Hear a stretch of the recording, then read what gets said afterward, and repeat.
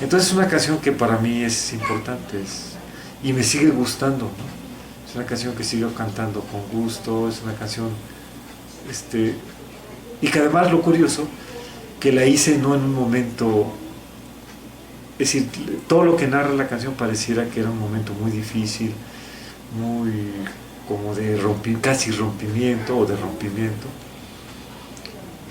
y resulta que no estaba rompiendo ni nada, aunque por supuesto que muchas de las canciones las haces haciendo uso de cosas que te han sucedido, ¿no? Es decir, no necesariamente hablas de rompimiento cuando estás rompiendo, pero has roto, ¿no? Entonces, por supuesto que habían sucedido cosas.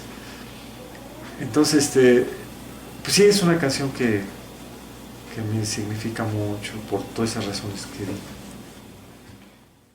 Bueno, primero tendría que mencionar este, gente que no conocí, o gente con la que crecí, ¿no? Música con la que crecí. Yo decía hace rato que crecí con el bolero. Y yo crecí escuchando mucho bolero, mucho bolero. Un bolerista que a mí hasta la fecha sigue siendo para mí fundamental es Álvaro Carrillo. Entonces a él significa mucho para mí el bolero. Cuando pienso en bolero pienso en Álvaro Carrillo, más que muchos más, que Agustín Lara, que me gusta y todo eso, pero Álvaro Carrillo para mí es así como central. En el rock hay alguien que como, se convierte como en una referencia obligada, pero para mí es obligada, o sea, no tengo otra más que es Bob Dylan, ¿no?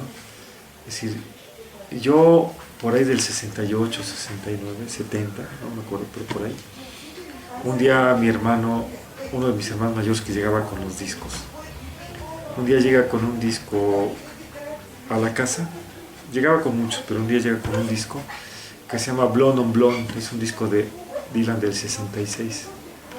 Llega con ese disco y para mí significa mucho. Es decir, empieza a significar algo. Para mí me rompe mucho el esquema porque escucho a alguien con una voz muy extraña, pero atrayente, atractiva. Escucho, en ese disco, es un disco doble en ese tiempo, acetato, y la cara de uno de los discos, de los dos discos, es una canción que dura 18 minutos y pico. Y dije, este es un discazo.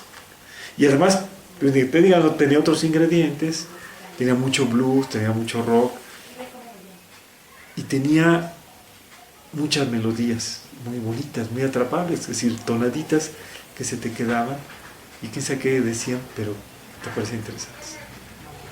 Entonces, yo con el tiempo fui acercándome a las canciones de Dylan y fui enterándome que decía cosas muy importantes y que las decía de una manera muy interesante, muy cautivadora, muy enigmática, que a veces ni terminaba de saber de qué trataban las canciones, pero te sugerían y te decía, ay, este dice cosas extrañas, pero enigmáticas, interesantes, aleccionadoras, atractivas. Me empecé a meter también con gente que estaba a sus alrededores y en donde me empezó a subyugar el sonido de guitarras electroacústicas de cuerdas de metal. Y entonces ese sonido metálico, es decir, le pertenecía a Dylan, le pertenecía a James Taylor, le pertenecía a Neil Young, ¿no? A Crosby, Stills, Nash Young también, ¿no? Es decir, había una serie de gente que venía más del folk y luego del folk rock, que entonces me empecé a sumar a toda esa gente, ¿no? Entonces, Cat Stevens, por supuesto, ¿no? Entonces fue una serie de músicos que a mí me empezaron a gustar, que finalmente eran los cantautores, los roleros gabachos o ingleses. Es decir, al final eran eso, o sea, lo que nosotros ahora, lo que nosotros hicimos después, pues ellos lo estaban haciendo, ¿no?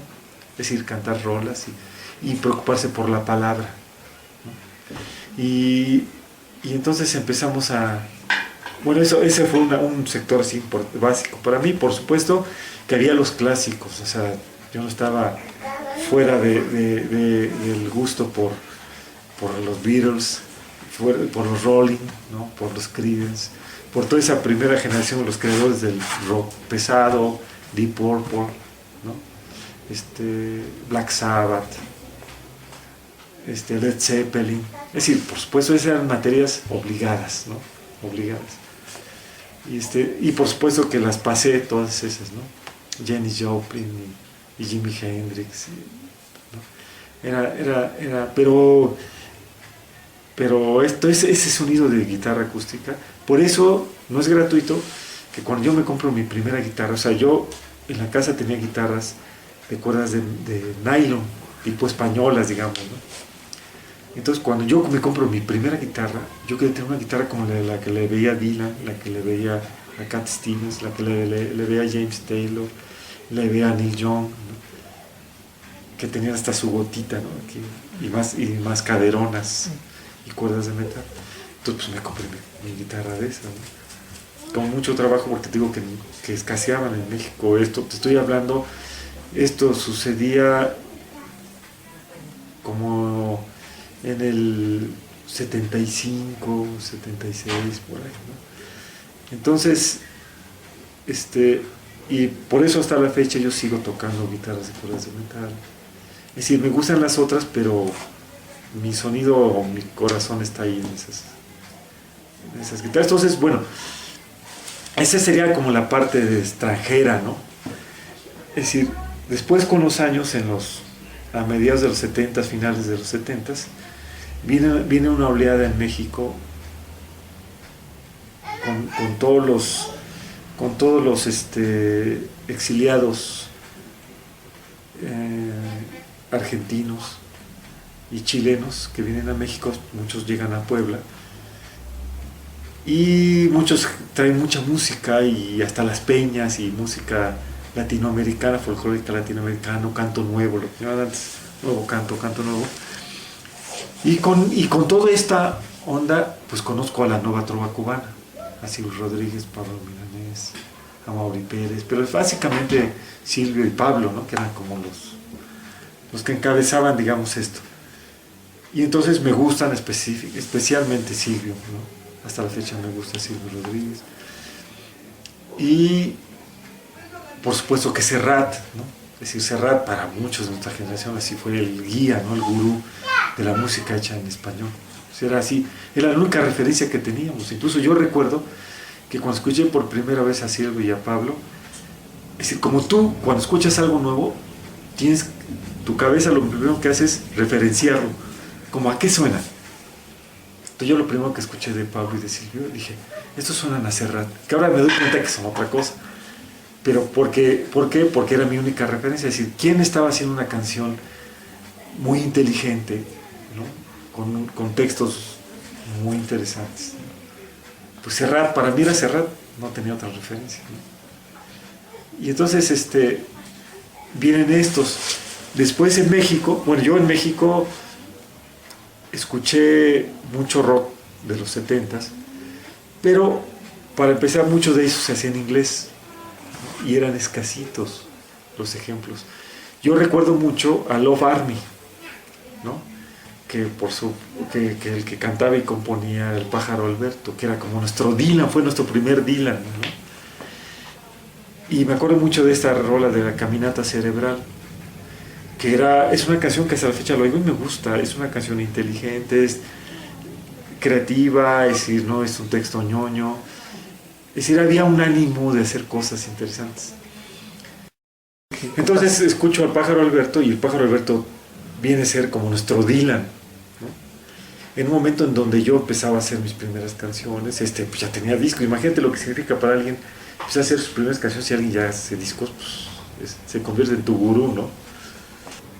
Yo sigo haciendo canciones y tengo pocas referencias en México, pero un día me topo, bueno, había mucha gente que hacía muchas cosas, estaban, no sé, Gabino Palomar, estaba Oscar Chávez, pero no pertenecían a una forma que a mí me interesaba. Así, yo los reconocía, los sigo reconociendo, pero no pertenecían a un espíritu que a mí me interesaba, ¿no?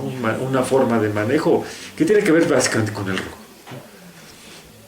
¿no? Digamos, ellos venían de otra tradición, ¿no? Digo, finalmente nos hermanamos, pero venimos de otra tradición. Y entonces yo me encuentro una vez un disco de un grupo que se llama Onta.